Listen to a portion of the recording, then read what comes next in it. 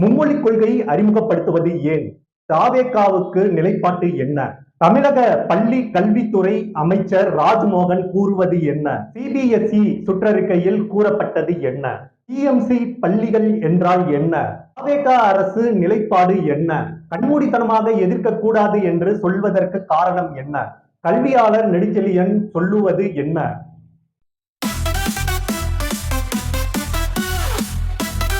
CBSE பள்ளிகள்ல 6ஆம் வகுப்பு முதல் 12ஆம் வகுப்பு வரை கட்டாயம் மும்மொழி கொள்கையை இணைக்க வேண்டும் அப்படின்ட்டு கடந்த ஏப்ரல் மாதம் சிபிஎஸ்இ ஒரு சுற்றறிக்கையை வெளிவிட்டிருக்கு.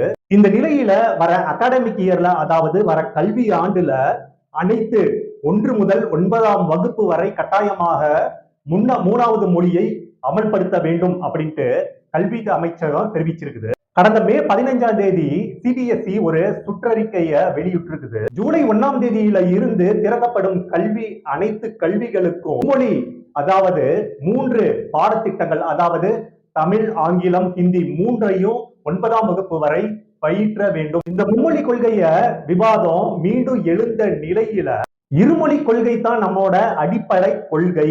உறவுகளுடன் பேச தமிழ் மொழி, உலகத்துல அனைவரிடம் பேசுறதுக்கு ஆங்கில மொழி. தமிழக பள்ளி கல்வித்துறை அமைச்சர் ராஜ்மோகன் தெரிவிக்கிறாரு. தமிழ்நாடு, மேற்கு வங்காளம், கேரளா இந்த 3 இடங்கள்லயும் இப்பதான் தேர்தல் முடிஞ்சு புதிய அரசு அமைந்துள்ள நிலையில இந்த 3 மாநிலத்திலையும் தன்னுடைய தேசிய கல்வி அடிப்படையில இந்த புதிய திட்டத்தை, அதாவது மும்மொழி திட்டத்தை கொண்டு வரப்பட்டுள்ளது. இந்த புதிய திட்டத்தை செயல்படுத்துறதுக்கு விரைவில் கையெழுத்து இடணும், அதாவது ஒப்புகை சீட்டுல கையெழுத்து இடணும் அப்படின்ட்டு வலியுறுத்தி வந்துட்டு இருக்கிற நிலையில இந்த 3 மாநில செயலாளர்களுக்கு மத்திய அரசு கடிதங்கள் அனுப்பியிருக்கு. தேசிய கல்வி கொள்கையில கீழே வர மும்மொழி கொள்கையில இதுக்கு முன்னாடி இருந்த திமுக அரசாகட்டும், அதிமுக அரசாகட்டும் இந்த மும்மொழி கொள்கையை எதிர்த்து வந்த நிலையில திமுக அரசு பாத்தீங்கன்னா பிஎம்சி பள்ளிகள் இருக்கு இல்லைங்களா, அதுக்கு ஒப்புதல் அளிக்க மறுத்துட்டு வந்திருக்குது. இந்த நிலையில பிஎம் ஸ்ரீ பள்ளி திட்டத்தின் கீழே தமிழக வெற்றி கழகம் இணையுமா அப்படின்ட்டு ஒரு கேள்வி எழுப்பப்பட்டிருக்குது. சிபிஎஸ்இ சுற்றறிக்கையில என்ன சொல்ல வராங்கன்னா, புதிய சிபிஎஸ்இ சுற்றறிக்கையின் படி 9 மற்றும் 10ஆம் வகுப்பு மாணவிகள் கட்டாயமாக மும்மொழி கல்விய பயன்படுத்தணும், அதாவது படிக்கணும் அப்படின்ட்டு சொல்லியிருக்கிறாங்க. அதுல பாத்தீங்கன்னா 2 மொழிகள் இந்திய மொழிகளாக இருக்க வேண்டும். வடநாட்டு மொழியை கற்க முயலும் மாணவர்கள் இத 3வது மொழியாக அமைக்க வேண்டும் அப்படின்ட்டு சொல்லியிருக்குது. இந்த சுற்றறிக்கையில கூடுதலா 4வது மொழியாக ஆங்கிலத்தை கொண்டுட்டு வரணும் அப்படின்ட்டு சுற்றறிக்கையில வெளியிடப்பட்டிருக்குது. அதே சமயம் சுற்றறிக்கையில பாத்தீங்கன்னா 3வது மொழிக்கு 10ஆம் வகுப்பு பொது தேர்வுல இந்த தேர்வு நடத்தப்படாது அப்படின்ட்டு சிபிஎஸ்இ சொல்லியிருக்குது. பள்ளி கல்விகளுக்கான தேசிய பாடத்திட்ட கட்டமைப்புக்கு கீழே புதிய கல்விக் கொள்கையை பாத்தீங்கன்னா 2020ஆம் ஆண்டுல சுற்றறிக்கையாக வெளியிடப்பட்ட இருந்த நிலையில மும்மொழி திட்டத்தை ஒரு நடைமுறைப்படுத்தும் போக்குல 2 அரசுமே எதிர்கொண்டு வந்த நிலையில இப்ப அந்த மும்மொழி கொள்கையை பயன்படுத்த வேண்டும் அப்படின்ட்டு அதிகாரப்பூர்வமா சிபிஎஸ்இ தெரிவிக்குது. புதுச்சேரி திலாசுப்பேட்டை பெண்கள் மேல்நிலை பள்ளி ஆசிரியர் பச்சியம்மாள் அவங்க என்ன சொல்றாங்கன்னா, முதல்ல 6ஆம் வகுப்புக்கு அறிமுகப்படுத்தினதுக்கு அப்புறம் படிப்படியாக இந்த 3வது மொழியை கொண்டுட்டு வந்து 9ஆம் வகுப்புல ஒரு தேர்வு நடத்திட்டு அந்த 3வது மொழிய 10ஆம் வகுப்பு, அதாவது எஸ்எஸ்எல்சி தேர்வுல விருப்பம் இருந்தால் எழுதிக்கலாம் அப்படின்ட்டு எண்ணிக்கொண்டிருந்த வேளையில இப்ப என்ன சொல்லியிருக்காங்கன்னா, 9ஆம் வகுப்பு மாணவர்களுக்கு மும்மொழி கொள்கையான 3வது கொள்கை இந்தி பாடத்திணிப்ப கொண்டுட்டு வந்து அவர்களை தேர்வு எழுத வேண்டும் அப்படின்ட்டு சொல்லப்பட்டிருக்கிறது. ஆனா இது மாணவர்களுக்கு சாத்தியமில்லை அப்படின்ட்டு சொல்லியிருக்காங்க. 3வது மொழியை சொல்லிக் கொடுக்கறதுக்கு போதுமான ஆசிரியர்களோ அல்லது பாட புத்தகங்களோ இல்லாத நிலையில இது ஒரு முயற்சிக்கும் சாத்திய கூறுகள் இப்பைத்துக்கு கிடையாது.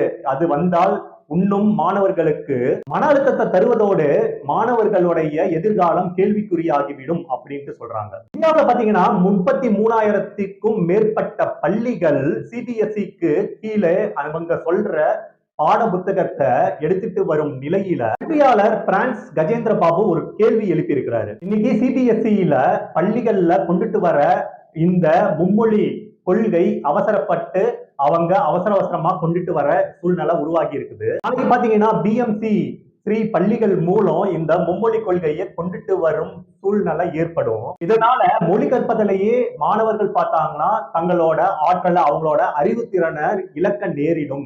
செயற்கை நுண்ணறிவு, அதாவது ஆர்டிபிஷியல் இன்டெலிஜென்ஸ் போன்ற நுண்ணறிவு சாதனங்களை மற்றும் கணினி அறிவியல் சாதனங்களை மாணவர்கள் எப்படி கற்றுக்குவாங்க அப்படின்ட்டு கேள்வி எழுப்பியிருக்கிறாரு.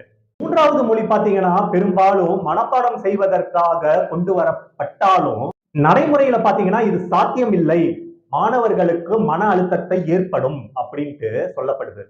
மும்மொழி கல்விய மாணவர்களுக்கு புகட்டினா அவங்களுக்கு மிகவும் மன அழுத்தத்தை கொண்டு வருவதோடு அவங்க என்ன செய்வது என்று புரியாமல் திகைத்து போயிடுவாங்க அப்படின்ட்டு ஒரு கட்டுரையில தெரிவிக்கிறாங்க. தமிழக அரசு பாத்தீங்கன்னா மத்திய அரசோட பிஎம் ஸ்ரீ பள்ளி கல்வி திட்டத்தை கொண்டுட்டு வர இப்பைத்திக்கு கொஞ்சம் கால அவகாசம் கேட்டு முடிவெடுக்க வேண்டும் அப்படின்ட்டு சொல்லியிருக்கிறாரு. மொழி சார்ந்த பிரச்சனையாக மட்டும் இத அணுக வேண்டியதில்லை, இருமொழி கற்பதே அறிவியல் பூர்வமான உகந்தது அப்படின்ட்டு சொல்ல வராங்க. அதை விட்டுட்டு மூன்றாவது மொழியை திணிக்கிறது மாணவர்களுக்கு பெரும் சுமைய கொண்டுட்டு வரும் சூழ்நிலை உருவாகிடும். பிஎம் ஸ்ரீ பள்ளிகள் என்றால் என்ன அப்படின்னு பார்த்தோம்னா, PMC schools of rising India என்பது தான் சுருக்கமாக பிஎம்சி பள்ளி அப்படின்னு சொல்றாங்க. இந்தியா முழுவதும் கிட்டத்தட்ட 14,500க்கும் மேற்பட்ட பள்ளிகள் இந்த திட்டத்தின் கீழே கொண்டு வரப்படும் சூழ்நிலை இருக்குது. பிஎம்சி பள்ளிகள் இந்தியாவில் 2022ஆம் ஆண்டு அறிமுகப்படுத்தியிருக்காங்க. இந்த பிஎம்சி கல்வி பள்ளிகள் பாத்தீங்கன்னா தேசிய கொள்கை அமலாக்கத்தின் கீழே கொண்டு வரப்பட்டிருக்குது. குறிப்பிட்ட காலத்துக்குள்ள பாத்தீங்கன்னா இந்த பள்ளி கல்விகள்லாம் மும்மதிரியான கல்விகள் போல ஆகிவிடும். ஒரு பள்ளிகளுக்கு பக்கத்துல அந்த பள்ளிகளோட மாறுபட்ட அமைப்பு கீழே மும்மொழிகள் திட்டம் கொண்டுட்டு வரப்படும் அப்படின்ட்டு 2022ஆம் ஆண்டு கொண்டுட்டு வரப்பட்ட பள்ளிகள் கீழே இது சொல்லியிருக்கு. இதுல பாத்தீங்கன்னா பல பள்ளிகள் பாத்தீங்கன்னா தேசிய கல்வி கொள்கையின் கீழே 2020ஆம் ஆண்டு கொண்டுட்டு வரப்படும் அப்படின்ட்டு சொல்லப்பட்டிருந்த நிலையில நவோதயா பள்ளி, கேந்திராயா வித்யாலயா இது போன்ற பள்ளிகள் அரசோட மத்திய அரசு மற்றும் தமிழக அரசின் கீழே கொண்டுட்டு வரப்பட்டிருக்குது. இந்த திட்டத்தின் கீழே சுமார் 20 லட்சம் மாணவர்கள் பயனடைவார்கள் என்று 2022ஆம் ஆண்டு பிஎஸ்சி பள்ளிகள் தெரிவிச்சிருக்குது. கல்வியாளர் பிரான்ஸ் கஜேந்திர பாபு என்ன சொல்றாருன்னா, மும்மொழி கல்வி கொண்டுட்டு வர சூழ்நிலையில முன்மாதிரியான பள்ளிகள் மூலம் மாற்றுவது என்பது சாத்திய கூறுகள் இப்பைத்திக்கு கிடையாது. மாநில அரசு உருவாக்கி வச்சிருக்கிற அரசு பள்ளிகள் எல்லாத்தையுமே கொஞ்சம் கொஞ்சமா மூடுவதற்கான திட்டம் இது அப்படின்ட்டு சொல்லியிருக்கிறார். பாத்தீங்கன்னா திமுக அரசு தேசிய கல்வி கொள்கைய ஏற்பதற்கு மறுத்திருக்குது. தேசிய மொழி கல்வி கீழே மும்மொழி கல்வியாக ஹிந்தி மொழிய திணிக்கிறது அவங்களோட வேலை, அதனால நாங்க ஒத்துக்க மாட்டோம் அப்படின்ட்டு முந்தைய திமுக அரசு திட்டவட்டமாக மறுத்துருச்சு.